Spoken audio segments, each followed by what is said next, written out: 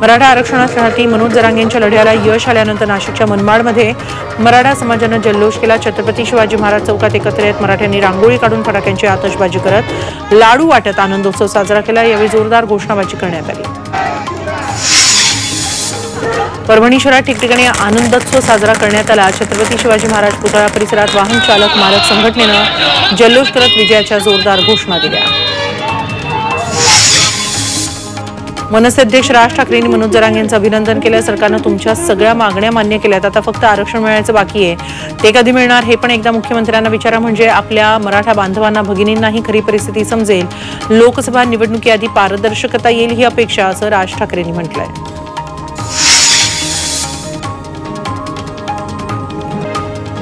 आगामी लोकसभा निवडणुकीसाठी भाजपचे राष्ट्रीय अध्यक्ष जे.पी. नड्डा यांनी निवडणूक प्रभारींची यादी जाहीर केली आहे। यात बिहार, उत्तर प्रदेश, पश्चिम बंगालसह 23 अमृत नोनी आर्थो प्लस ये एक प्रूवन फॉर्मूला है। इसमें मौजूद नोनी फल के गुण और आयुर्वेदिक जड़ी बूटियां शरीर को जरूरी पोषक तत्व देने के साथ साथ हड्डियों और जोड़ों के घिसने, उनमें होने वाले सूजन और दर्द को रोकने में मदद करता है। दर्द मुक्त जीवन के लिए अमृत नोनी ऑर्थो प्लस। राज्य आणि केंद्र शासित प्रदेशांच्या निवडणूक प्रभारी आणि सहनिवडणूक प्रभारींची नावे आहेत। विनोद तावडेंवर बिहारची जबाबदारी देण्यात आली आहे।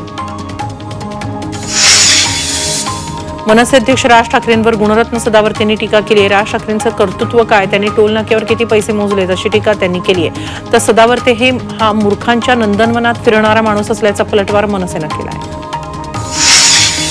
महाराष्ट्र काँग्रेसची उत्तर विभागीय जिल्हास्तरीय बैठक धुळ्यात पार पडली। या बैठकीला महाराष्ट्र काँग्रेसचे प्रभारी चेन्नीथला, प्रदेशाध्यक्ष नाना पटोले, बाळासाहेब थोरात उपस्थित होते। नाशिक, धुळे, जळगाव, नंदुरबार, अहमदनगर जिल्ह्यांचा आढावा यात घेण्यात आला। तसंच पदाधिकाऱ्यांना मार्गदर्शनही करण्यात आलं। शिर्डीत राज्याचे महसूल मंत्री राधाकृष्ण विखे पाटलांचा भव्य नागरी सत्कार करण्यात आला। 61 जेसीबींमधून विखे पाटलांवर पुष्पवृष्टी करण्यात आली। शहराच्या विविध विकास कामांसाठी राज्य सरकारकडून निधी दिला गेल्यानं त्यांचा सत्कार करण्यात आला। संजय राऊत यांनी शनी शिंगणापूरमध्ये तैलाभिषेक करत शनीचं दर्शन घेतलं। उद्या राऊतांच्या उपस्थितीत अहमदनगर शहरात शिवसेनेचा मेळावा होतोय, त्यासाठी ते नगर जिल्ह्याच्या दौऱ्यावर आले।